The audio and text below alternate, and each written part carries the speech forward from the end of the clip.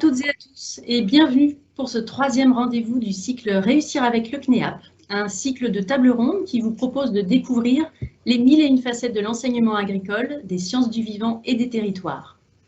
Après avoir exploré les parcours de formation possibles et les spécificités pédagogiques et éducatives de cet enseignement, après avoir échangé avec des professionnels des différentes filières sur lesquelles ouvrent les formations dans nos précédentes tables rondes, il nous a semblé important de prendre du temps avec vous, les parents, car vous êtes parfois, souvent, les premiers prescripteurs d'orientation vers lesquels se tournent vos enfants.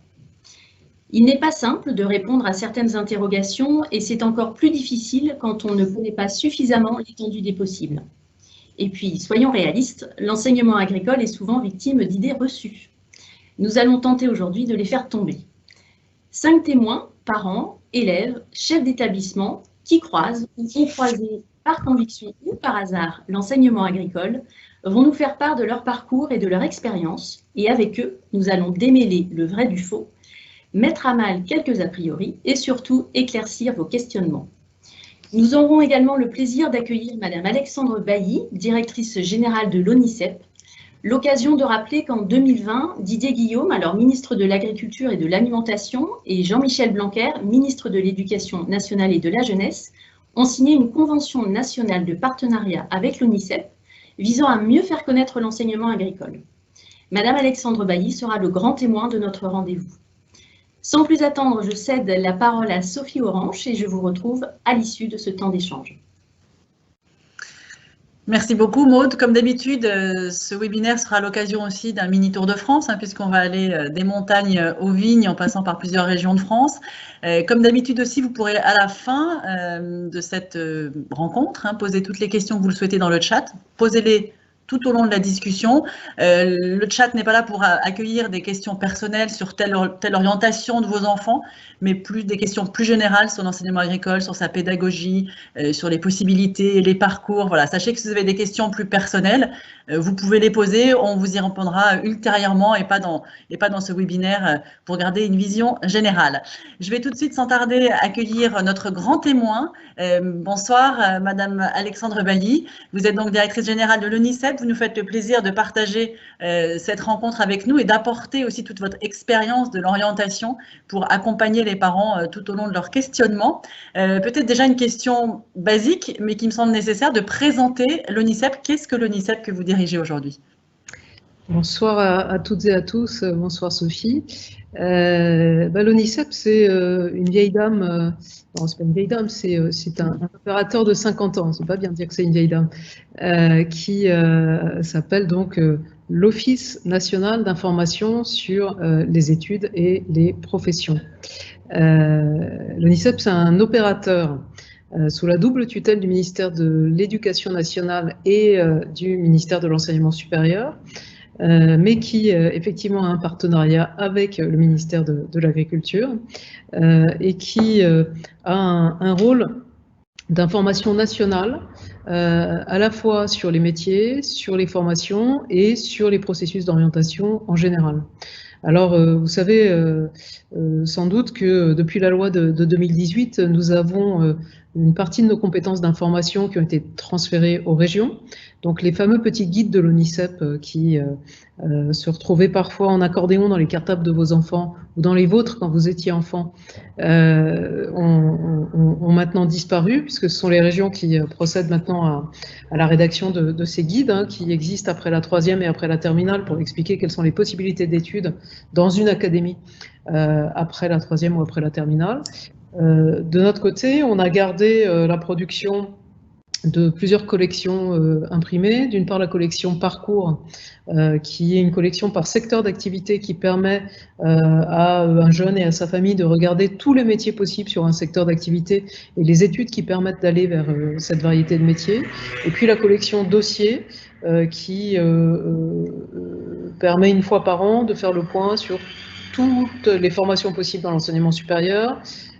Ça, c'est le dossier après le bac. Et puis, on a un dossier sur les classes préparatoires, dans lesquelles bien entendu, dans les deux cas, on a les formations agricoles et un dossier sur les écoles d'ingénieurs et un autre sur les écoles de commerce. Donc ça, c'est la partie imprimée de ce qu'on produit.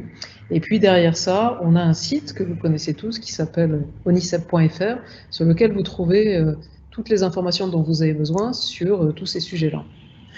L'objectif de cette convention, c'était pour vous aussi d'intégrer vraiment l'enseignement agricole dans l'ensemble des formations dont parlent toutes les brochures, tous les éléments que vous venez de mentionner. Alors, en fait, c'était de formaliser quelque chose qu'on faisait déjà assez volontiers, puisque l'objectif que nous avons, c'est de permettre aux jeunes d'avoir l'information sur toutes les études possibles.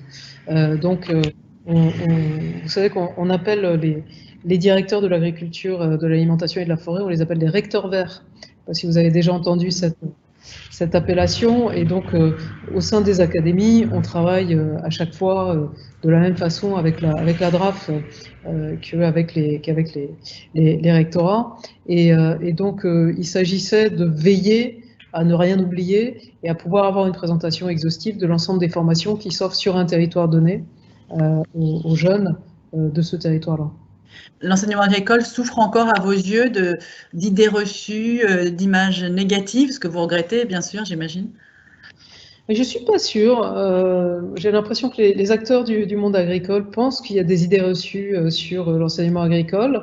Alors peut-être que je suis toujours très très bien tombée, mais moi j'ai toujours reçu des informations comme quoi, au contraire, dans l'enseignement agricole, il y a une façon extrêmement efficace de s'occuper des jeunes. Il y a notamment un travail sur la pédagogie qui est très très poussé. Alors il se trouve que j'étais rectrice de Dijon et qu'à Dijon on a AgroSup Dijon qui héberge EduTerre, qui est l'institut de recherche et de formation pour les professeurs de l'enseignement agricole. Mais le fait que la plupart des formations soient sous forme d'internat, ça permet aussi aux jeunes d'avoir une prise en charge complète. Et donc moi, j'ai jamais entendu parler de cette mauvaise image. En revanche, qu'il y ait éventuellement une méconnaissance, ça oui, et ça je peux vous dire que je m'en suis rendu compte la première fois dans les premières commissions d'accès à l'enseignement supérieur que j'ai pu mener, hein, qui sont apparues avec la première édition de Parcoursup, où quand on avait un jeune qui cherchait une formation en BTS, il n'avait absolument aucune idée du fait qu'il y avait des formations dans le même genre en BTSA, et il n'avait absolument pas regardé ça. Et donc on a souvent trouvé des solutions pour des jeunes qui cherchaient des formations en leur proposant des BTSA où il restait parfois des places. Ils pensaient que ça s'arrêtait, que l'enseignement agricole s'arrêtait à la terminale. Voilà, et la discussion de ce soir va montrer que justement ce n'est pas le cas. Merci beaucoup, Madame Alexandre Bailly. On vous retrouve donc en fin de parcours tout à l'heure, une fois que nous aurons entendu, échangé avec tous nos participants, que je vais accueillir maintenant. On va aller tout au sud de la France retrouver Guillaume Ournac. S'il s'est connecté, il va pouvoir nous répondre, ce qui explique le petit retard qu'on a eu à l'allumage. Voilà, c'était pour régler les derniers problèmes de connexion. Est-ce que Guillaume nous entend et peut nous dire un petit bonjour? Si ce n'est pas le cas, on ira dans une autre région de France, plutôt vers la Normandie, retrouver Martine Durand. Alors, j'attends quelques secondes pour Guillaume, et si ce n'est pas le cas, on se reparlera tout à l'heure. Est-ce que vous nous entendez et vous vous connectez? Pas encore tout à fait, visiblement. Donc, je vais accueillir plutôt Martine Durand. Bonsoir, Martine. Bonsoir. Du côté de la Normandie, hein, pour vous situer, j'aime bien qu'on sache d'où vous parlez parce que je trouve que c'est toujours intéressant. Alors, je vais résumer en quelques mots la raison de votre présence ici. Vous êtes la maman de Siméon qui était intervenu lors d'un précédent séminaire, webinaire, qui avait eu un parcours scolaire en seconde et en première compliqué. Il était démotivé, il n'avait plus envie d'aller au lycée général. Il voulait aller dans l'enseignement agricole, ce n'était pas votre choix. Donc voilà, c'était des mois un peu compliqués que vous avez vécu. Racontez-nous ce parcours, pourquoi c'était si compliqué pour vous que Siméon rejoigne la formation qu'il voulait intégrer, c'est-à-dire un bac STAV. En fait, il m'avait déjà parlé de cette formation STAV, de cette orientation STAV en seconde. Et puis, ses notes étaient correctes. Donc, je l'ai stimulé sur une première scientifique. Et puis, il s'est peu à peu éteint, démotivé complètement. Et j'avais l'impression de perdre mon fils, mais vraiment de le perdre. Et je me suis demandé comment il montait dans le train le matin, parce que vraiment plus de morale du tout. Et là, on a commencé à envisager une réorientation, soit redoubler, soit, oui, de toute façon, il allait redoubler. Et c'est là où il m'a dit, maman, si je redouble, c'est en STAV et pas autre chose. Donc, redoubler sa première, hein, il était en première. Oui, voilà. Donc, j'ai quand même, on a fait des recherches, on a rencontré le CIO et effectivement, ça s'orientait vers les métiers de l'agriculture au grand air et il nous avait orienté vers le NICEP aussi. Et on a visité les écoles, les lycées agricoles et il a très vite fait son choix. Il a dit c'est là où je veux aller. Néanmoins, quand moi j'ai fait la porte ouverte et il a dit l'année dernière, Siméon, je suis arrivée et je me suis effondrée, je me suis mise à pleurer parce que pour moi c'était pas concevable que mon fils choisissent une filière agricole. Qu'est-ce qui était si compliqué pour vous dans, dans ce choix de filière agricole? J'en avais connaissance, mais c'était pas pour moi, c'était pas pour mes enfants. Parce que c'était une autre filière qui correspondait pas, entre guillemets, à mes valeurs, parce qu'on m'a toujours inculqué qu'il fallait faire un parcours classique, que c'était mieux.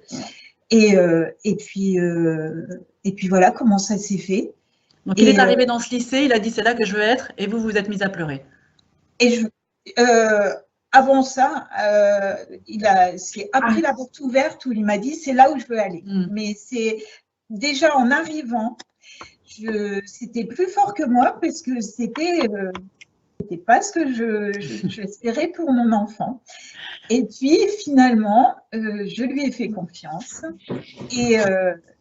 Et puis aujourd'hui, je peux me dire qu'il avait raison et que c'est une belle réussite et je le félicite.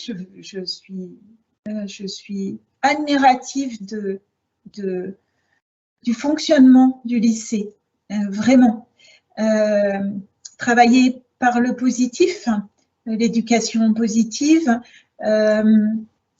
l'encourager, la bienveillance et ce qui m'a impressionnée, c'est en discutant ensuite avec la directrice, quand il s'est inscrit les premiers jours, quand il est arrivé au lycée, j'ai rencontré la directrice individuellement et elle a dit à Siméon, elle lui a dit que veux-tu faire? Ton parcours, où tu veux aller? Et il lui a dit qu'il aimerait faire une école d'ingénieur. Et là, elle lui a dit clairement, et je suis restée sans mot, elle lui a dit, eh bien, on va t'y amener. Donc, et là, j'ai lâché prise. Et depuis, je vois mon fils épanoui et de plus en plus, parce qu'il s'est pris en main. Il avait des capacités avant, mais il ne les exploitait pas. Et là, on lui a fait confiance, les professeurs lui ont fait confiance. Et je ne peux que dire merci aujourd'hui. Ce qui est très touchant et puis courageux hein, quand même dans votre démarche et dans votre discours, c'est de reconnaître les préjugés que vous aviez au départ. Vous avez dû aussi voilà, changer votre vision, vous bousculer, sortir de vos sentiers à vous. Enfin voilà, c'est très beau aussi le parcours que vous avez fait vous. Après, je ne sais pas, mais en tout cas, je peux dire qu'aujourd'hui, mon discours vis-à-vis des autres n'est plus du tout le même. C'est-à-dire? C'est-à-dire que, alors déjà, je pense que j'avais moi un travail à faire de confiance envers mon enfant, et puis d'abattre ses préjugés, oui, et qu'aujourd'hui, je peux dire, l'essentiel, c'est que l'enfant soit bien là où il est, et que cette filière technologique peut aboutir à ce que désire l'enfant. Heureusement qu'il s'est opposé à vous, finalement. Mais bien sûr, je le remercie aujourd'hui parce que, voilà, si je suis certaine que si je lui avais imposé un redoublement en filière scientifique, eh ben, il se serait écroulé, ça c'est clair. Aujourd'hui, est-ce que vous avez peut-être des amis, des parents qui vous parlent de l'évolution de leurs enfants, qui hésitent, l'enseignement général, l'enseignement agricole?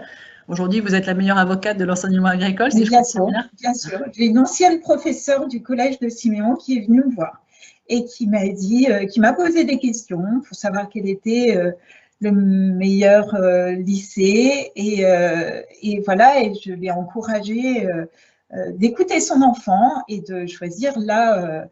Après, là, elle était déjà sur une filière agricole, mais je pense que si on me posait la question, j'encouragerais vraiment. Après, je pense que je serai pleinement comblée quand il arrivera à ce qu'il voulait, enfin à son objectif, quand il aura atteint son but. Voilà. Quand il sera dans son école d'ingénieur. Mais je pense qu'il y arrivera parce que maintenant il a compris que c'était son avenir, il se prend en main et je suis très fière. Merci Martine pour la confiance que vous nous accordez aussi à nous, voilà, à nous partager toutes ces émotions qu'on sent encore très, très vives chez vous, très à fleur de peau, d'accepter voilà, le choix de votre fils qui aujourd'hui s'épanouit. Je pense qu'il y a beaucoup de gens qui sont connectés et qui doivent se reconnaître dans tout ce que vous avez dit et votre témoignage est très très précieux, tout comme celui de Guillaume Ournac qui normalement va nous rejoindre. Si Guillaume nous entend, on lui dit bonjour et il nous répond. Logiquement, on va y arriver ou pas encore? Il faut encore qu'on se donne un petit peu de temps. Vous m'entendez? Ah, ben voilà, on entend Guillaume. Bonsoir, est-ce que vous nous entendez? On a l'impression qu'on se parle un petit peu entre deux planètes. Mais l'essentiel, c'est qu'on se parle. Je vous entends très bien, moi. Bon, alors Guillaume Ournac, on entend avec votre accent que vous n'êtes pas en Normandie, près de Carcassonne plutôt. Voilà. Votre parcours est intéressant. Est-ce que vous avez pu entendre Martine et ses réticences sur l'enseignement agricole? Oui, j'ai bien entendu, je vous entendais très bien.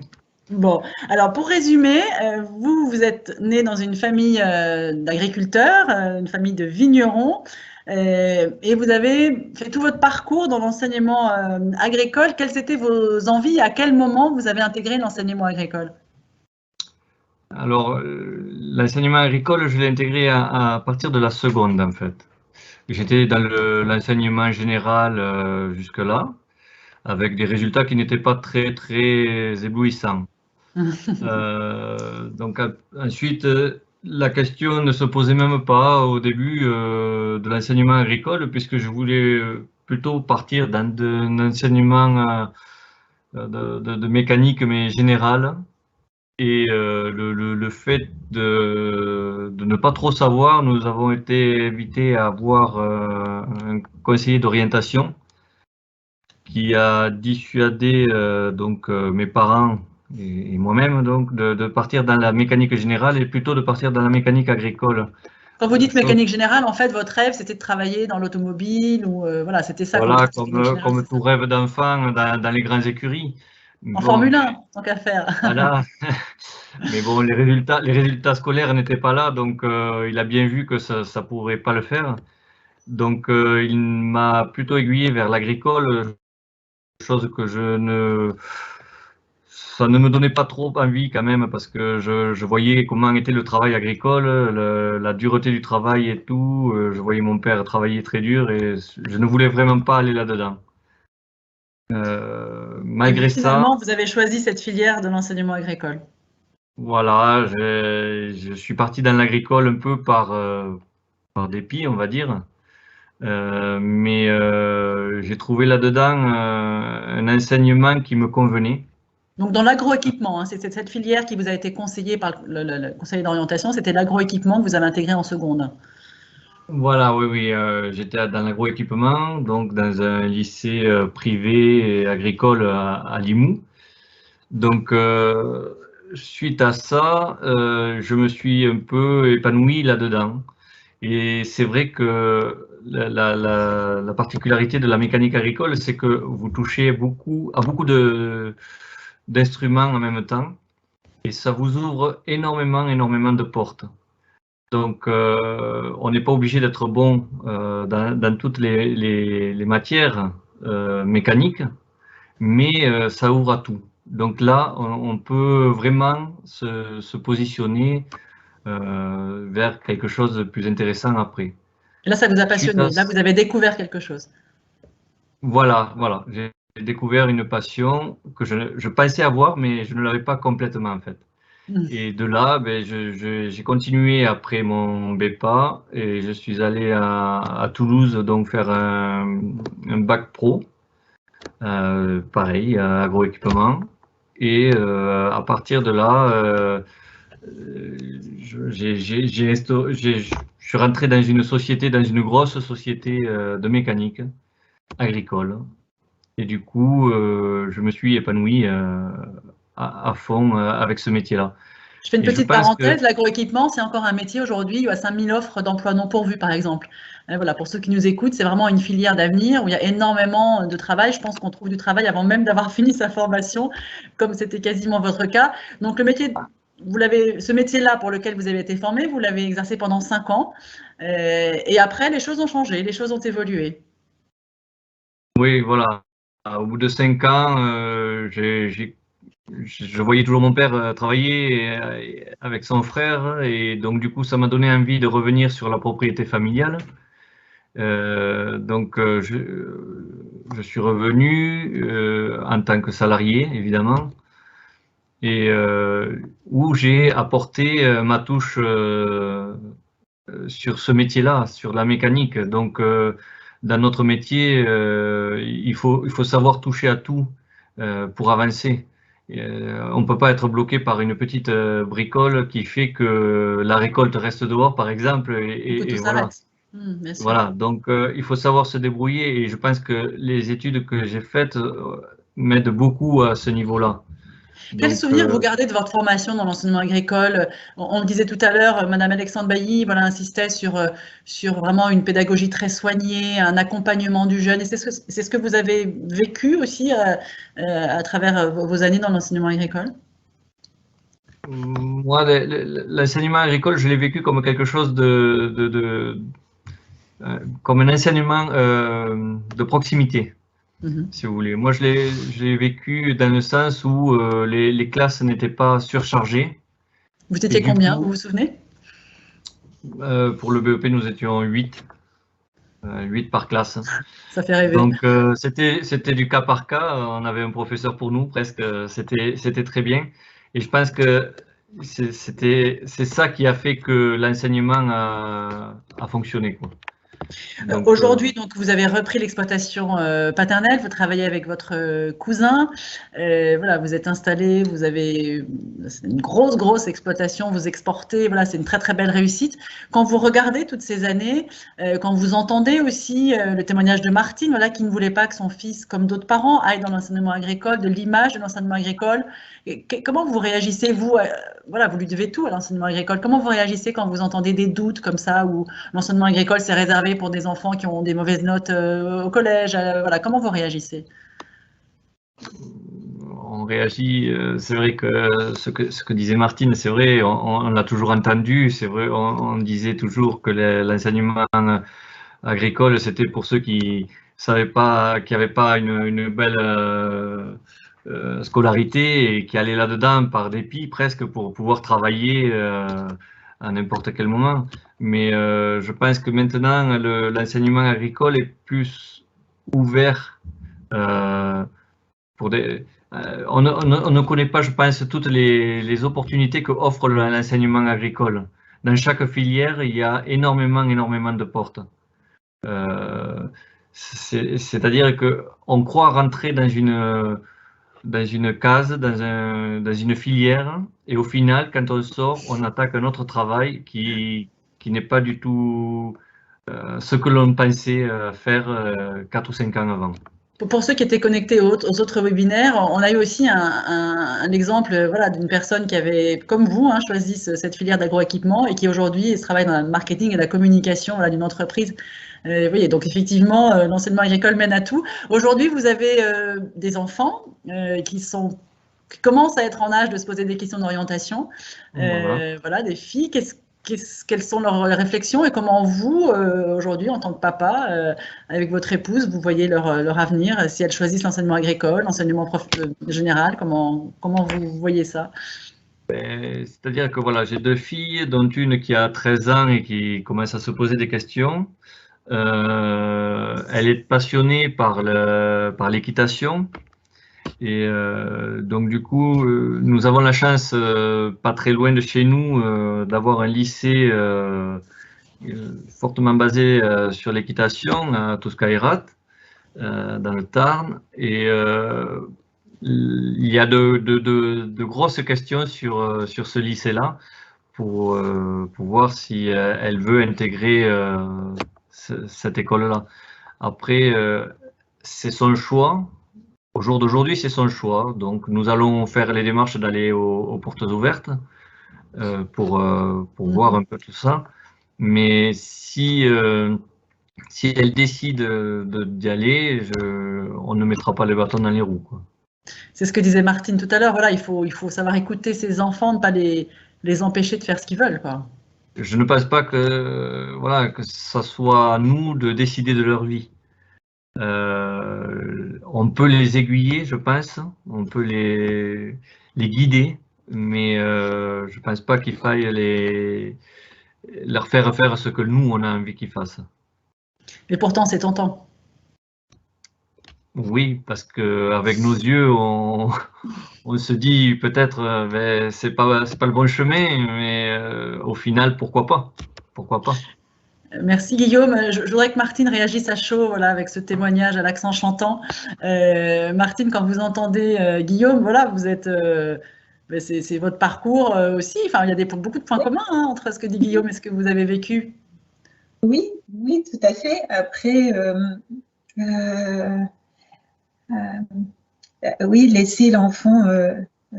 Après, moi, l'objectif, c'était de l'amener là où il avait envie, mais je pensais que la filière classique, c'était mieux pour lui, et j'avais pas cette notion qu'il pouvait y arriver par un autre chemin. Et c'est juste que du bonheur de pouvoir déposer son fils le lundi matin en toute sécurité, en toute quiétude, parce qu'on sait qu'il va s'investir doublement parce qu'il est heureux. Et qui va passer une bonne semaine. Merci Martine, merci Guillaume, on vous retrouvera tout à l'heure parce que je pense qu'il y aura des questions pour vous.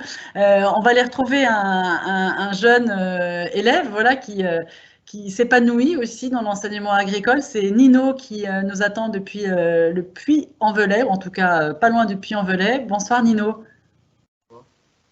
Alors Nino, il a eu beaucoup de stress tout l'après-midi pour se connecter, voilà, donc on est arrivé à l'avoir avec nous. J'espère que tu nous entends. Alors peut-être qu'il faut que sur vos ordinateurs, vous montiez un peu le son de votre ordinateur, parce que j'ai l'impression que approche peut-être le micro de ta bouche, Nino, pour que ce soit vraiment très présent.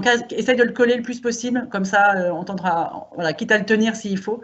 En quelques mots, donc Nino, toi tu es en seconde générale. Dans un établissement technologique, c'est près du Puy-en-Velay, l'ISVT. Est-ce que tu peux nous raconter, voilà, quel bac tu veux faire et pourquoi tu es dans l'enseignement agricole aujourd'hui? Alors, il faut vraiment que tu parles plus fort. Aujourd'hui, dans l'enseignement agricole, parce que... Alors, on t'entend quand même. Est-ce que vous entendez? Je demande aux participants si vous entendez d'un peu loin. Essaye essaye de crier peut-être, je ne sais pas si tu peux, ou pas trop fort quand même, mais... Moi, j'aimerais bien aller, j'ai été dans un enseignement agricole parce que j'aimerais faire un bac STAV plus tard, après, en terminale, et après le bac STAV, faire un métier d'aquaculteur. Dans l'aquaculture, donc voilà. Comment est-ce que tu as connu cette filière aquaculture, pisciculture, traitement de l'eau? J'étais au CIO, voir la conseillère d'orientation, et on a évoqué plusieurs bacs. Selon ce que j'aimais faire, j'aimais bien la nature, du coup elle m'a plus conseillé un métier dans la nature, un bac dans la nature, et voilà, elle m'a conseillé le bac STAV. Tu avais fait un stage en troisième aussi, dans ce secteur-là, me semble-t-il. Oui, dans une pisciculture. J'espère que vous entendez assez bien Nino, mais l'essentiel, j'espère, arrive à vos oreilles. C'est la conseillère d'orientation de ton lycée que tu as rencontré ou ailleurs? Non, c'était une conseillère d'orientation au Puy, parce que ma conseillère d'orientation dans mon collège mettait trop de temps à me prendre. Elle mettait trop de temps à te prendre, c'est-à-dire? il n'y avait pas assez de place pour tous les élèves. Du coup, moi, j'ai pris de l'avance et j'ai été voir chez notre conseillère d'orientation. Donc, c'est toi qui as dû aller au puits rencontrer une conseillère d'orientation. Je suis sûre que ça va beaucoup plaire à Madame Alexandre Bailly d'entendre ça. En tout cas, on voit quand même que le rôle du conseiller d'orientation, pour vous, comme pour Guillaume tout à l'heure, a été important dans ton parcours. Ah oui, ça m'a bien aidé parce que je ne savais pas trop ce que je voulais faire au début, mais maintenant je sais. Et là, donc, tu es dans une seconde générale, dans un lycée agricole. Voilà, ça, c'est aussi quelque chose qui n'est pas forcément connu. Et après, tu vas te diriger vers une filière plus spécialisée. Aujourd'hui, tu as des copains qui sont en lycée général, en seconde général, dans un lycée général. Comment tu te vois par rapport à eux? Moi, je pense que je suis chanceux d'être dans un lycée comme ça parce que je sais ce que je veux faire, contrairement à eux qui sont plus en général, qui attendent le dernier moment, si je peux dire, pour savoir ce qu'ils veulent faire. Et moi, je sais ce que je veux faire plus tard, du coup, je vais pas trop, je suis plus investi dans mon travail que eux, je pense. Donc, je répète ce que tu dis pour être sûr que tout le monde ait bien compris, parce que je trouve ça tellement incroyable. Tu dis, voilà, moi, j'ai de la chance d'être dans l'enseignement agricole, ou en tout cas dans cette seconde générale qui va m'orienter vers un bac STAV, aquaculture, pisciculture, parce que je sais ce que je veux faire, je suis motivée pour travailler. C'est vrai que tu le vois avec tes copains qui, eux, en seconde, voilà, ils savent pas trop, ils sont moins intéressés par le boulot, par les devoirs. Ils ont de plus en plus peur de ne pas savoir ce qu'ils veulent faire plus tard. Aujourd'hui, dans ton lycée, tu es bien accompagné, vous êtes nombreux en classe, quelques éléments concrets comme ça de ta vie quotidienne? On est beaucoup moins qu'au collège parce que au lycée aussi, on est 17, alors que 17. dans mon collège, on était 30. D'accord. Du coup, ça change, quoi. Donc aujourd'hui, on peut dire que tu es content de ton choix, tu es impatient de faire des sorties, d'aller sur le terrain, d'aller vers ta passion. Oui, c'est ça. Bon, en tout cas, bravo pour ton parcours. Merci d'avoir vraiment insisté tout l'après-midi pour te connecter parce que ça a été compliqué. Et on te retrouve tout à l'heure, Nino. Voilà, près du Puy-en-Velay. Une petite traversée de la France pour aller en Haute-Savoie retrouver Pierre Chavant. Bonsoir, Monsieur Chavant. Bonsoir à toutes et à tous. Voilà, donc vous avez la chance de diriger un ensemble scolaire, Assomption-Mont-Blanc, qui est situé à Combloux, petite station fort sympathique, vous n'allez pas me contredire. Tout à fait. Plus sérieusement, ce qui est intéressant chez vous, c'est que donc vous avez toute une série de filières. Vous avez une école, un collège, un lycée pro qui dépendant du ministère de l'Agriculture, un peu plus de 300 élèves au total. Ce qui est intéressant, c'est que vous avez une quatrième et une troisième enseignement général et également enseignement agricole. Est-ce que vous pouvez juste, vous le ferez mieux que moi, présenter les formations que vous proposez en quatrième, troisième enseignement agricole et également au lycée? Alors, les classes de 4e et 3e, c'est les 4e et 3e de l'enseignement agricole où on a fait le choix de 2 EPI en fonction de ce que l'on pouvait proposer. Donc, on a un EPI accueil-vente, un plus tourné vers le service à la personne et un sur tout ce qui touche à aménagement environnement, et ça en 4e et 3e. Et puis, on a au lycée professionnel, donc une filière CAP, service aux personnes et vente, et un bac pro, service aux personnes. Vous avez des parents qui ont donc des enfants potentiellement en enseignement général, en enseignement agricole. On se dit que chez vous, les réticences, elles tombent puisque tout est quasiment au même endroit. Bon, il y a 2 sites, mais voilà, vous êtes le même directeur de 2 établissements. On se dit chez vous, ça doit être simple, l'enseignement agricole est connu, apprécié, valorisé. Est-ce que c'est le cas pour tous les parents? Oh, non, malheureusement, et il faut, je dirais, faire tomber des préjugés, des raisonnements tout faits. Je reprendrai ce qu'a dit Madame Durand parce que c'est exactement ce que j'entends depuis bientôt 40 ans dans les entretiens que j'ai avec les familles. Le parcours classique, c'est mieux. On me dit, vous savez, moi je préfère à la fin de 5e qu'ils fassent une 4e normale. Alors, à ce moment-là, je dis, excusez-moi, mais je dois être quelqu'un d'anormal, puisque… Et donc, on discute en disant, non, il y a les 4e générales, et puis les 4e de l'enseignement agricole, qu'on pourrait appeler des 4e, ce qu'on appelait 4e technologique, 4e prépa métier, pour leur montrer, et là, je viens à la deuxième affirmation qui était donnée par Madame Durand, qui est aussi caractéristique, on peut arriver par un autre chemin. Et ça, pour les familles, certaines fois, c'est une méconnaissance. Ils ne savent pas. Et donc, nos élèves que j'ai en 5e pour certains, c'est « je veux aller sur la 4e générale qui est au collège ». Et pour les envoyer sur les 4e de l'enseignement agricole, c'est souvent très difficile et compliqué. Le dernier en date, qui est un peu symptomatique, on l'a rencontré 4 fois pendant son année de 5e et non, il ne démordait pas une 4e générale. Très bien, on a dit, écoute, tu vas en 4e générale. Et puis si aux vacances de Toussaint, vraiment, les résultats, ça ne marche pas, tu n'es pas intéressé, eh bien écoute, d'autorité, tu iras dans la 4e de l'enseignement agricole parce que ben non, c'est pas possible de continuer comme ça. Et c'est effectivement ce qui s'est passé. Donc, bon, ben, les parents, on avait fait signer un engagement, donc ils ont bien été obligés. Et aujourd'hui, je vois un jeune qui s'est métamorphosé, qui s'est transformé. Et quand je lui en parle aujourd'hui, il me dit, mais ah ben, si j'avais su, je serais venu tout de suite. Hein. Actuellement, on a les entretiens, puisqu'on aime bien faire des entretiens avant les vacances de Toussaint, justement avec les parents des élèves de 4e, pour voir un petit peu ben, quel est le bilan. Et je demandais au professeur principal, et on a des phrases qui sont assez fortes de la part tant des élèves que des parents.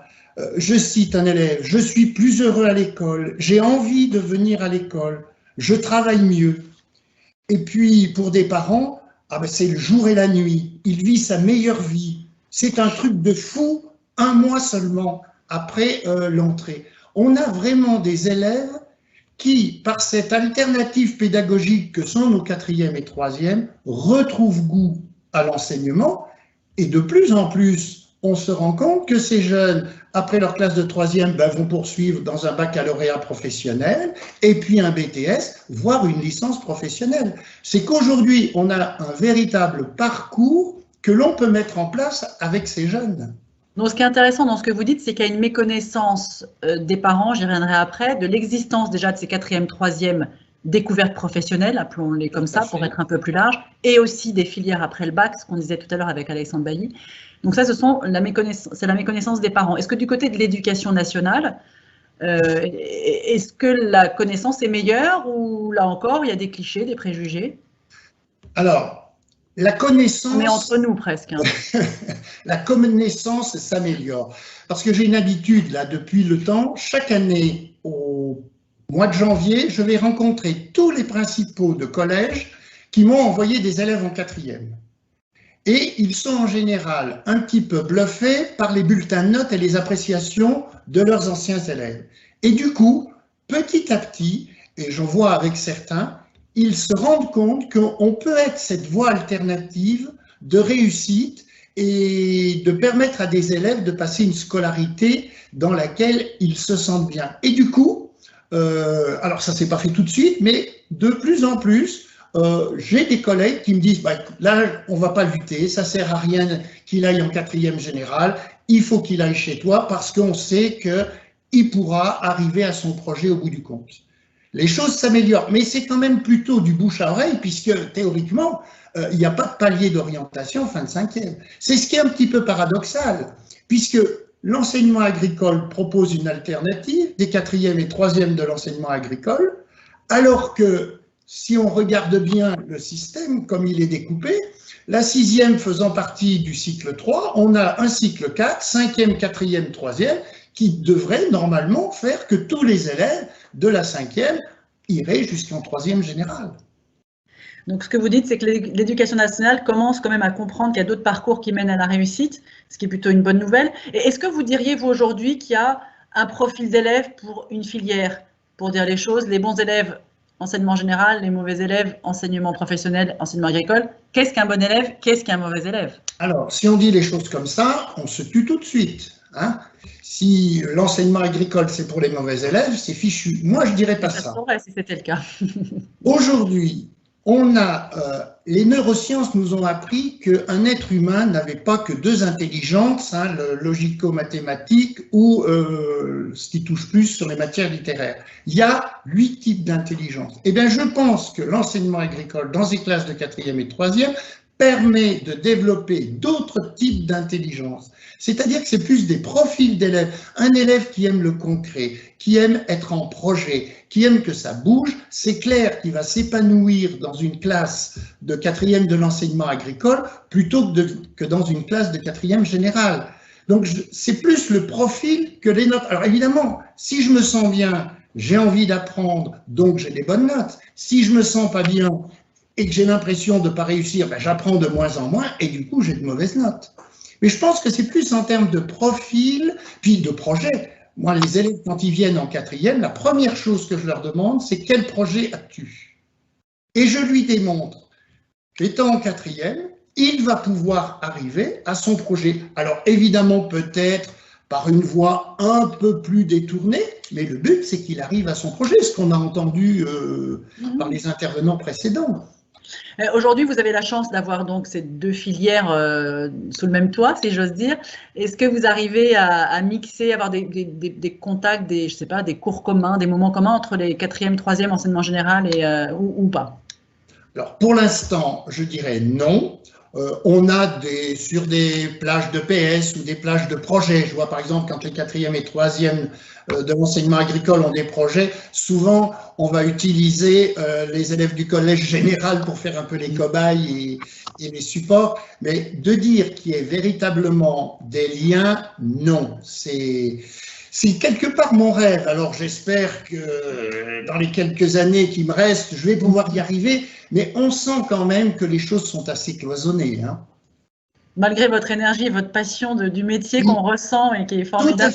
Tout à fait. Mais je dirais, j'inculque aux enseignants de 4e et 3e général le virus vert, cette pédagogie de projet, de proximité, etc.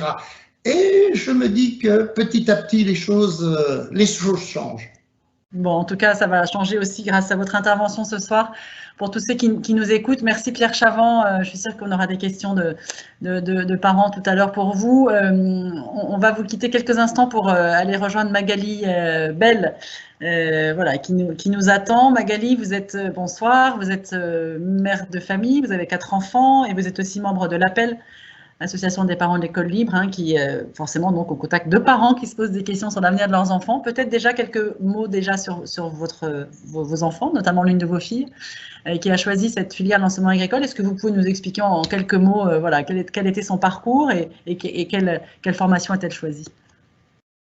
Bonsoir, c'était un choix un petit peu... Alors mettez bien si vous pouvez monter un peu le son de votre ordinateur, comme ça on vous entendra bien. Ou vous parlez fort comme Nino tout à l'heure. Et vos voisins seront contents. Voilà, donc parfait. Bon là.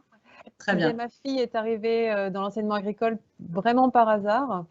C'est une enfant qui avait de grosses difficultés à l'école et donc dans une filière classique. Hein, et vraiment, elle ne s'épanouissait pas, ça c'est le moins qu'on puisse dire. Et puis quand on est arrivé sur la région d'Orléans, par rapport à l'appel justement, on nous a parlé de, comme j'ai dit que ma fille aimait le cheval, on nous a parlé d'un établissement agricole et à partir de là, voilà, on s'est renseigné et on s'est dit on va voir. Alors moi, j'avais pas d'a priori. Hein. Je voulais vraiment une scolarité différente pour ma fille parce qu'elle avait besoin de quelque chose de différent. Voilà. Et donc aujourd'hui, elle a intégré l'enseignement agricole en 4e. 4e, oui. Et aujourd'hui, elle est quel chemin? Racontez-nous. Ah oui. Ça, c'est sûr. Ouais. Donc, elle est arrivée en 4e, donc à 13 ans. Alors, c'était un petit peu difficile au début parce que même si c'était son choix, à aucun moment on l'a forcé parce qu'il y a de l'internat. Hein. Donc, quelques boîtes de mouchoirs.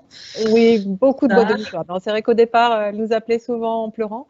Donc, on s'est posé des questions, mais en même temps, elle était bien. Bon, dans des petits effectifs, c'est vrai que ça, c'est important aussi. Hein. Ça fait quand même une différence. Et puis des professeurs qui sont à l'écoute de ce que veut faire l'enfant et ils mettent de côté les difficultés. Donc ça, c'est vraiment bien. Et voilà, donc aujourd'hui, ma fille est en terminale d'un bac pro CGEA, conduite et gestion de l'entreprise agricole. Et vraiment, oui, même nous, on ne pensait pas qu'elle irait si loin et elle a des bonnes notes, elle se plaît dans ce qu'elle fait. Elle ne voudrait pas revenir en arrière pour rien au monde, quoi. Aujourd'hui, les parents que vous rencontrez, j'allais dire, qui se posent des questions, racontez-leur votre histoire et ça suffira pour les convaincre, ceux qui sont réticents. C'est ce que vous faites, les parents de l'appel? Oui. Après, moi, j'ai des enfants qui ont des parcours un peu atypiques, donc c'est vrai que je suis assez... même j'ai entendu des gens dire la bonne orientation, c'est l'orientation choisie. Donc c'est vrai que je pense qu'il faut faire confiance aux enfants. Voilà, alors ils peuvent se tromper, c'est sûr. On voudrait toujours... qu'il y ait une réussite, mais en fait, la réussite, c'est quoi et par quels moyens? Donc, c'est vrai que une scolarité différente. Voilà, c'est ça. Je ne peux pas dire comme on parlait des bons élèves, des mauvais élèves. Non, c'est une scolarité différente. Effectivement, notre fille, elle aime bien être dehors. Alors, elle est rentrée avec une idée. Aujourd'hui, c'est plus cette idée. Bon. Elle voulait être monitrice de cheval. Hein, voilà, c'est ça. Bon, aujourd'hui, non, c'est plus du tout ça. Et donc. Qu'est-ce qu'elle a envie de faire aujourd'hui? Enfin, c'est plus ouvrier, mais c'est pour aider dans les exploitations agricoles. Parce qu'à un moment, elle voulait élever des chèvres, donc ça non plus, elle veut plus. Mais voilà, donc, mais vraiment, elle s'épanouit dans ce qu'elle fait et ça, c'est chouette, quoi. Et après le bac, du coup, voilà, elle a déjà des projets, elle oui, regarde donc, un peu. bon, on lui dit, on va laisser passer le bac quand même, un peu plus de stress cette année, mais oui, elle aimerait bien continuer vers un BTS éventuellement. Donc, on vous aurait dit ça en 5e? Ah ben, je n'y aurais pas cru, hein. Ça c'est sûr. C'est sûr. En tout cas, ça montre, et ce témoignage est important pour ceux qui nous écoutent ce soir, pour les parents que vous rencontrez dans votre rôle de l'appel, voilà, qu'il n'y a pas qu'une seule voix. Voilà, c'est ça, ce que vous nous dites tous ce soir. C'est ça, oui, parce que c'est vrai que… Et puis en plus, quelle que soit la filière, ça peut être aussi une filière d'excellence. Il n'y a pas de… Voilà, l'enfant, s'il aime ce qu'il fait, il réussira de toute façon. Pierre Chavant, j'imagine que ce que dit Magali, voilà, c'est aussi la preuve que, voilà, que tout est possible et qu'il faut croire en ses enfants et trouver les bonnes voies pour chacun.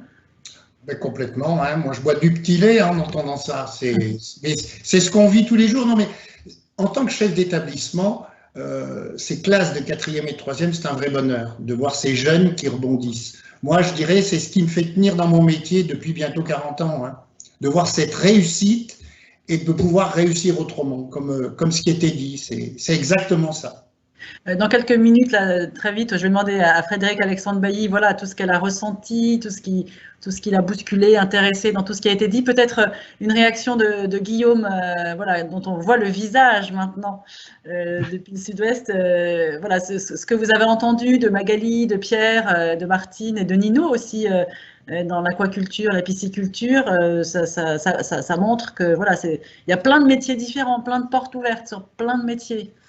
Oui, et comme le disait Magali, on rentre avec une idée, on sort avec plein d'idées en fait. C'est ça. On n'a jamais on ne sait pas exactement ce que l'on va faire. On rentre là-dedans et après on s'épanouit et là on voit ce que l'on peut faire après. Donnez-nous le nom de votre vin quand même. Le Château Cesseras, domaine Coudoulé. Voilà, je dis ça, je dis rien, hein, si jamais il y en a que ça intéresse. Nino, tu nous écoutes, Nino, quand Guillaume dit, voilà, on rentre pour faire quelque chose et puis finalement on fait autre chose. Voilà, toi aujourd'hui, tu as envie d'être, voilà, travailler dans l'aquaculture, la pisciculture. Peut-être que finalement, on te retrouvera dans quelques années dans des métiers un peu différents. Qu'est-ce que tu penses? Bah, sûrement, oui, on peut tout faire. Hein. Je verrai bien après ce que j'aurai envie de faire aussi.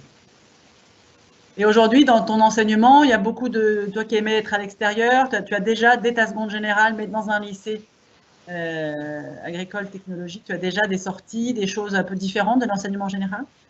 Bah oui, on a une matière où on fait des sorties, on va sur le terrain, on va dans des exploitations. On apprend déjà à faire ce qu'on veut faire un peu plus tard, quoi. Bon, bah, écoute, merci Nino. Juste un dernier mot, Martine, avant d'écouter Frédéric Alexandre Bailly. Vous êtes plus souriante là que tout à l'heure au début. Je me rends compte que c'est bon de partager les mêmes valeurs avec d'autres et de sentir qu'il y a eu aussi des réticences de certains parents. Et je me souviens Siméon qui avait conclu en disant qu'il fallait que les parents fassent confiance à leurs enfants et je pense que je peux redire la même chose. Et ça me donne aussi, moi qui est issue du milieu agricole, je donnerais beaucoup pour pouvoir reprendre des études et pouvoir me réorienter de cette façon-là. Oui. Je suis sûre qu'il existe des formations hein, pour les adultes qui veulent s'orienter. Posez une question dans le chat, on va vous répondre tout à l'heure. Merci à tous en tout cas pour la sincérité et la force de vos témoignages. C'était même à distance, comme ça on a senti chez chacun la passion, l'émotion et voilà, c'était de très beaux moments qui vont continuer. Frédéric Alexandre Bailly, voilà, vous avez écouté avec nous ces parcours, ces questionnements, ces doutes, ces réussites. J'imagine que ça résonne avec votre rôle, votre fonction d'aujourd'hui. Oui, tout à fait. Mais merci, merci pour tous ces témoignages. Moi, ce que j'ai entendu surtout, c'est des histoires très belles. Et en fait, construire un projet dans lequel on s'épanouit et on choisit son avenir, c'est construire, c'est écrire tous les jours son histoire. Et ce que j'entends, c'est la rencontre singulière, c'est la discussion avec des parents qui, au début, comme Martine, peuvent penser que c'est pas forcément ce qu'il y a de mieux, parce que les parents, ils veulent toujours ce qu'il y a de mieux pour leurs enfants. C'est la rencontre avec ce que vous appelez encore les conseillers d'orientation, mais qui s'appellent maintenant les psychologues de l'éducation nationale, qui eux connaissent bien à la fois l'offre sur leur territoire et puis la façon dont chaque établissement peut correspondre au profil d'un jeune à un moment donné. Et qui donc. Pardon, Madame Alexandre Bailly, je vous interromps une seconde. Parlez-nous justement de ce métier, parce que je pense qu'il y a des parents qui n'ont pas forcément repéré ce changement de psychologue de l'éducation nationale. Voilà, c'est vers ce profil-là, vers ces gens-là qu'il faut que les parents aillent quand ils se posent des questions d'orientation. Les psychologues de l'éducation nationale, vous les trouvez dans deux endroits. Vous les trouvez d'une part dans les centres d'information et d'orientation, les CIO, et d'autre part, ils ont des vacations dans les établissements. Donc, ce que Nino a raconté, c'est que dans son collège, parce qu'en général, le PsyEN, il va venir une à deux demi-journées par semaine dans chacun des collèges, et le reste du temps, il est au CIO. Donc, ce qu'il a raconté, c'est que dans son collège, il n'arrivait pas à avoir son rendez-vous tout de suite avec la PsyEN, parce que tous ses camarades prenaient aussi rendez-vous. PsyEN, c'est Psy Éducation Nationale. PsyEN, Psy de l'Éducation Nationale. Et donc, il a été prendre rendez-vous au CIO, peut-être qu'il y avait moins de temps d'attente, mais c'est la même qualification, c'est les mêmes personnes. Et donc, faut pas hésiter à faire les deux. Normalement, dans chacun des collèges ou des lycées, on vous indique les permanents des psychologues de l'éducation nationale. Et puis, vous pouvez aussi prendre rendez-vous directement au centre d'information et d'orientation qui est à côté de chez vous. Et donc, ce qui est important, c'est qu'à un moment donné, on puisse qualifier ce qu'un jeune a envie de faire et où est-ce qu'il va être le mieux à un moment donné. Et il n'y a pas un seul chemin, et surtout, il n'y a pas un seul chemin pour une seule personne. C'est-à-dire que ça dépend du moment où on en est et de ce qui existe à un moment donné de sa trajectoire. Et ça, c'est très important. C'est-à-dire qu'il y a des enfants qui vont avoir besoin pour reprendre courage et d'avoir un enseignement un peu plus concret et qui vont aller en 4e ou 3e agricole ou en 3e prépa métier qui existe aussi dans les lycées professionnels dans les lycées d'éducation nationale. Et puis, vous avez des jeunes qui vont avoir ce besoin-là plutôt en seconde ou en première, qu'ils sachent ou pas ce qu'ils veulent déjà faire, parce que on a déjà souligné, ça c'est très très intéressant, qu'on peut changer de projet. Quand on est jeune, on découvre des choses nouvelles, on se découvre, on se construit, et on a 1000 fois le temps de changer de projet. Je suis sûre qu'au moment des choix d'orientation de la fille de Magali, elle va avoir plusieurs idées de BTS en tête, des BTS, des BTSA, et qu'elle va hésiter, et que jusqu'au dernier moment, ça sera peut-être entre 2 ou 3 formations en fonction de la façon dont elle a mûri à ce moment-là. Ce qui compte, je crois, c'est vraiment de se dire qu'il faut pouvoir nouer un dialogue avec le jeune et voir ce qui va lui permettre de se sentir bien à un moment donné.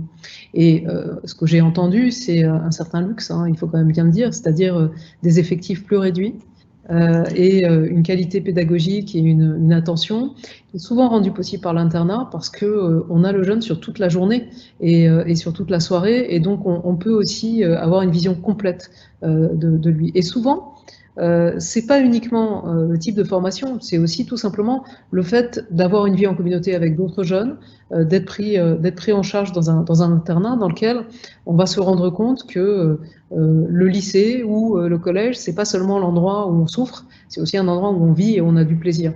Ça compte aussi parce que ça donne confiance et que petit à petit, effectivement, si on est épanoui, ben on va se mettre à plus travailler dans les choses qui nous intéressent. Donc, je pense que c'est à la fois pas surprenant et très très triste de se dire que tous les jeunes ne trouvent pas ce chemin-là et ne sont pas et que toutes les familles sont pas au courant de ces possibilités qui peuvent convenir à une famille à un moment donné. Alors un des trucs qui m'a surpris, parce que tout le reste ça m'a pas surpris, j'en étais déjà bien persuadée, c'est effectivement la réflexion sur les cycles et sur le fait que effectivement il n'y a pas de palier d'orientation en fin de cinquième et donc spontanément une famille ne pense pas à trouver une autre orientation que passer en quatrième générale à la fin de la cinquième. Et c'est vrai que ça, c'est des choses à souligner et peut-être que je vais pouvoir m'inspirer d'un certain nombre de choses pour indiquer les choses autrement dans les informations qu'on donne. Mais c'est ça l'idée, en fait, que ce que disait Pierre Chavon, c'est qu'une espèce de tube, que le collège est un tube de la 6e à la 3e et il n'y a pas de déviation possible, quoi. Il y a une déviation qui est bien connue, qui est la déviation de la 3e prépa métier, qui se passe effectivement dans les lycées professionnels, mais la possibilité d'aller en 4e dans un lycée agricole n'est connue que sur un petit territoire. Et j'admire beaucoup le travail que vous faites, d'aller voir les principaux, de leur donner des nouvelles de leurs élèves, ce qui doit leur faire plaisir, hein, et de leur montrer comment vous avez réussi à les faire réussir. Et je pense que c'est effectivement par ce travail sur le terrain qu'on arrive, alors à cet âge-là, il ne faut pas envoyer un jeune en internat trop loin non plus, hein, donc c'est important de trouver un collège agricole qui ne soit pas trop loin de là où on habite, qui n'ait pas trop de temps de trajet, etc. Mais effectivement, vous savez, en vrai, pour les lycées, c'est la même chose, c'est-à-dire qu'un lycée travaille avec les principaux de son secteur et présente les particularités de ses formations et de son lycée aux principaux pour que le principal, après, puisse parler aux familles et aux enfants et puisse expliquer quelles sont les possibilités sur un territoire autour du collège. Est-ce que vous partagez, alors le pessimisme, le mot est peut-être un petit peu fort, mais ce que disait Pierre Chavon, voilà, l'éducation nationale et l'enseignement agricole, voilà, il n'y a pas encore assez de porosité, quoi. Il y a encore parfois, localement non, mais parfois encore trop de préjugés, ou en tout cas trop d'écart, ou des difficultés de bien se connaître. Non, je pense qu'il y a une autre question qui est derrière ça que vous n'avez absolument pas mentionnée, c'est la différence entre l'enseignement public et l'enseignement privé. C'est-à-dire que spontanément, les collèges publics orientent plutôt vers les lycées publics, agricoles ou généraux ou professionnels, et que, en l'occurrence, là, on est face à un réseau privé, et que le réseau privé est bien moins connu que le réseau public. Merci Madame Alexandre Bailly. Vous avez d'autres éléments à rajouter ou il y avait 2-3 questions pour vous dans le chat? Je m'apprêtais à les poser. Alors allez-y parce que moi je ne le vois pas le chat en fait. Alors, voilà, mais je vous soumets une question de Catherine.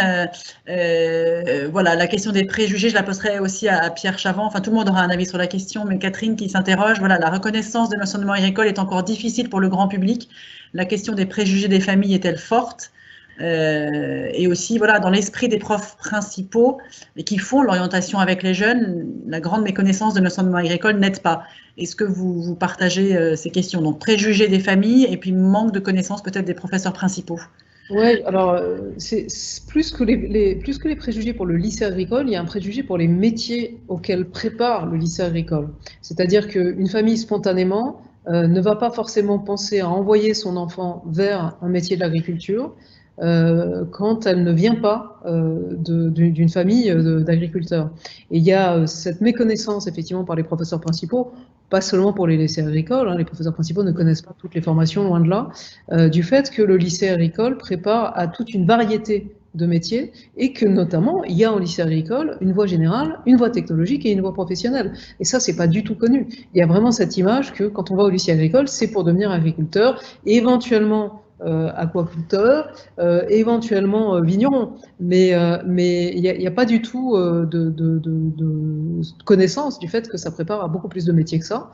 Et aujourd'hui, par exemple, le fait que dans Horizon 21, qui est notre site de simulation des choix d'enseignement de spécialité, on souligne, on met au même niveau, et on a travaillé ça avec le ministère de l'Agriculture, l'enseignement d'agrobiologie ou de bioagrologie, je ne sais jamais comment il s'appelle, et qui intéresse beaucoup les jeunes qui s'intéressent… Pour les métiers de l'environnement, essentiellement.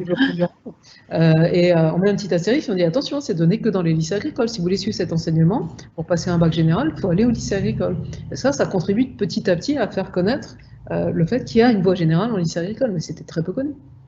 Une réaction, avant de donner la parole à Pierre Chavant, voilà, de PH, donc dans le chat. Le problème n'est-il pas en premier lieu l'image de l'agriculteur véhiculée par les médias plus que celle de l'enseignement agricole? Voilà, c'est ce que indirectement vous venez de dire.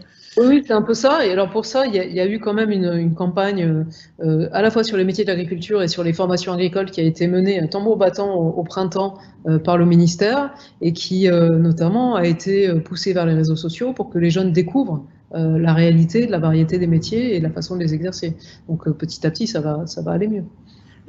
Pierre Chavant, je viens à vous. Pardon, mais je pensais que sur ce sujet, Guillaume Ournac avait peut-être envie de réagir. Voilà, l'image de l'agriculteur, quelle est-elle aujourd'hui? Et puis une autre question dans le chat, d'ailleurs c'est la même personne, n'hésitez pas à aller voir les agriculteurs proches de chez vous pour les rencontrer, connaître leur métier. Est-ce que par exemple, vous, Guillaume, vous accueillez des jeunes sur votre exploitation? Vous avez des collèges, des lycées qui viennent vous rendre visite, ou par votre métier, vos réunions, votre rayonnement dans la région, voilà, vous arrivez à faire évoluer cette image? Oui, on rencontre pas mal de jeunes qui ne sont pas du tout du métier, qui viennent nous voir. C'est vrai que l'agriculteur en général n'est pas très bien vu dans cette période, mais bon, je pense que on y travaille et je pense que tout le monde travaille dans ce sens-là aussi. Pas bien vu parce que c'est un métier difficile, avec des horaires difficiles, c'est ça? Il y a plusieurs choses, voilà, il y a la dureté du travail qui fait que c'est un peu ingrat, comme métier, mais je pense qu'il y a des métiers qui sont plus ingrats que le nôtre, mais il y a beaucoup aussi toutes ces questions au niveau environnemental qui se posent, et donc du coup il y a un très gros travail à faire là-dessus, et éclaircir beaucoup de choses pour vraiment montrer à tout le monde que on peut faire quelque chose, on peut avancer, on n'est pas cloisonné. Vous êtes en perpétuelle évolution, et d'ailleurs il y a aussi des métiers autour de l'environnement qui sont proposés par l'enseignement agricole. Pierre Chavant, une réaction peut-être justement sur Catherine là, qui disait, voilà, dans l'esprit des profs principaux, eh bien l'enseignement agricole n'est pas forcément très bien connu, alors que ce sont eux qui sont au contact des jeunes, notamment pour l'orientation. Moi, je partage tout à fait ce que disait Madame la directrice générale. C'est l'enseignement agricole a une palette qui est tellement large. Comment aller dire aux familles ou aux professeurs principaux, je pense à notre cas, qu'on a des filières services aux personnes qui vont permettre à des élèves de devenir aides-soignants ou auxiliaires puériculture? C'est quand même un tout petit peu compliqué. Et je pense que c'est ça la difficulté, c'est que l'enseignement agricole, je le vois bien avec mes parents, ils pensent agriculture, mais tous ces métiers connexes, très larges, vers lesquels on a des formations, ben c'est beaucoup plus compliqué de leur faire comprendre. Hein, on va aller plutôt faire un bac que le prof principal ne peut pas être au courant de tout, c'est ça aussi? Complètement. Ben, il sera plus au courant des filières éducation nationale. Je vois, par exemple, pour nous, il ira vers un bac pro à SSP, accompagnement, soins, services aux personnes, plutôt qu'un bac pro SAPAT. Le témoignage dans le chat, Madame D, je ne vais pas forcément donner votre nom. Quand mon fils était en difficulté en 5e, personne ne m'a aidé à trouver un parcours pour mon fils. J'ai trouvé moi-même visiter les écoles proposant des 4e professionnels, 3 seulement dans le Finistère, et maintenant il a retrouvé le sourire et l'envie d'étudier. Il est vraiment dommage que ces filières ne soient pas présentées dès la 6e. Tiens, c'est une idée ça, dès la 6e, est-ce que ça peut pas être une piste? Madame Alexandre Bailly peut-être, et après Monsieur Chavant. Oui, on a… alors, ce qui est très compliqué, si vous voulez, c'est que tant qu'il n'y a pas de besoin, il n'y a pas d'attention des parents à des offres différentes. Les parents, on est tous pareils, hein, je me mets dans le lot et je dis on ou nous. On a tous envie que nos enfants soient à la fois les meilleurs élèves possibles, les plus épanouis, les plus heureux, et nous rendre fiers en même temps. Et donc, quand on n'a pas de souci, si on vous dit, vous savez, il y a peut-être une solution à tel niveau, tel niveau, tel niveau, on n'écoute pas. Donc, en fait, ce qui est important, c'est que les parents puissent dialoguer au moment où ils en ont besoin, où ils Au bon moment. Solution. Et ça, c'est pas toujours simple. Dès la 6e, Pierre Chavant, c'est trop tôt pour parler de toutes ces possibilités d'orientation?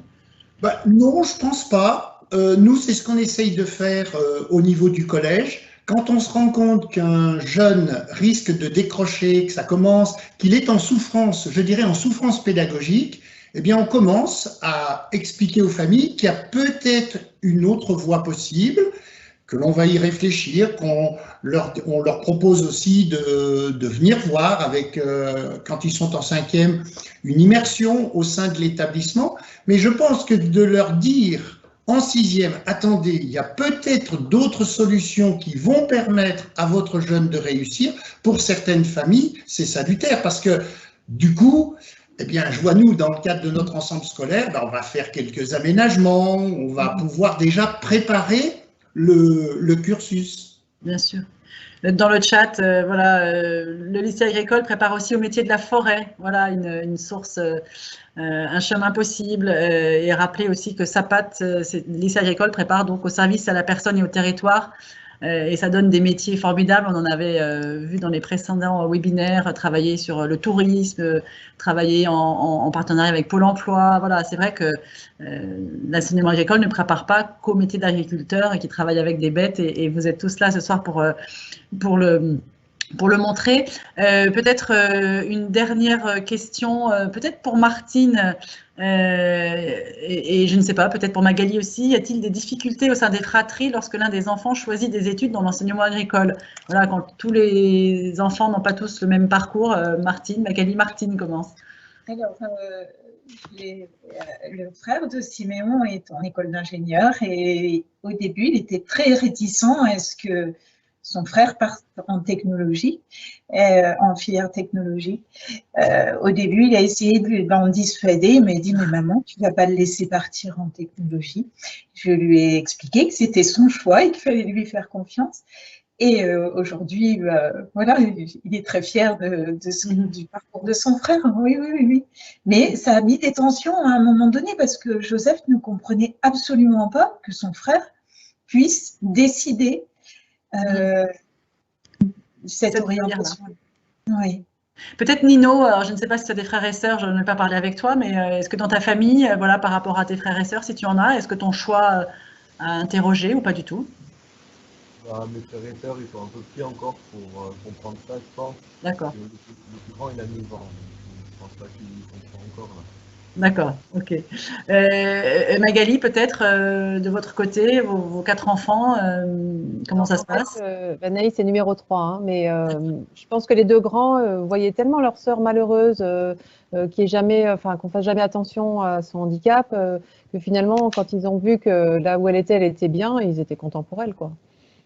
2 dernières toutes petites questions avant de conclure, peut-être pour Pierre Chavant. Qu'en est-il de la mixité garçon-fille dans ces filières? Et puis une question aussi sous forme d'étonnement, j'ai l'impression, sur les petits effectifs en seconde. Sous-entendu, comment on peut avoir des petits effectifs en seconde? Sur la mixité filles-garçons, bon, ça dépend évidemment des formations. Alors, si je reparle des 4e, 3e, nous on est à peu près 50% de filles, 50% de garçons, parce qu'on a vraiment conduit ces classes-là comme une alternative pédagogique qui ne prépare pas à une filière, mais à un choix possible après la classe de 3e, puisqu'il y a un vrai palier d'orientation. Donc, on est à peu près, oui, autant de garçons que de filles. Et au lycée? Et au lycée, comme on a des filières service aux personnes, c'est clair qu'on est plus à 2 tiers de filles et 1 tiers de garçons. Et là, c'est peut-être plus lié au choix des options que nous proposons. Et sur la seconde, voilà, sur le faible effectif, vous avez tous témoigné pour dire que vous étiez peu quand vous étiez élève et qu'en tout cas, il y a un vrai accompagnement. Voilà, comment on peut avoir un faible effectif dans l'enseignement agricole? Comment ça s'explique? Pierre Chavant. Comment ça s'explique? Je ne peux pas dire qu'on en soit toujours super content ou ravi de ces faibles effectifs. Moi, voilà, en seconde, oui, je dirais c'est aussi peut-être ce que l'on remarque au sein des lycées professionnels, même de l'éducation nationale. On a du mal on a du mal à recruter. Par contre, sur ma classe de 4e, j'ai 26 élèves. Je ne suis pas à faible effectif, mais on fait des dédoublements. Et vous êtes 35 en 3e. Et on est 35 en 3e, mais là, j'ai fait 2 classes de 15-16 justement pour qu'on puisse travailler correctement, parce que 35 élèves, ce n'était pas possible. Sachant que cette année, dans l'enseignement agricole, il y a un peu plus d'élèves que les années précédentes et le CNEAP s'en sort encore mieux, puisque je crois qu'il y a 4% d'élèves en plus, sans donner trop d'informations que Maud va vous donner dans un instant pour conclure. Merci à tous en tout cas, on aurait envie de vous écouter sur beaucoup plus longtemps. J'espère que vous n'êtes pas trop frustrés, en tout cas pour nous qui étions à vous écouter, c'était passionnant. Et je vais laisser Maud à donc conclure ce webinaire. Il faut juste ouvrir ton micro, Maud. Effectivement, on a eu la chance d'entendre des témoignages très riches, des retours d'expérience très justes, qui nous souhaitons vous auront permis de démêler vos questionnements en matière d'orientation et d'offres éducatives. Comme le disait Sophie, effectivement, l'enseignement agricole sort du lot, j'ai envie de dire, cette année. Notre réseau, le réseau CNEAP, constate une augmentation de ses effectifs effectivement de 2%.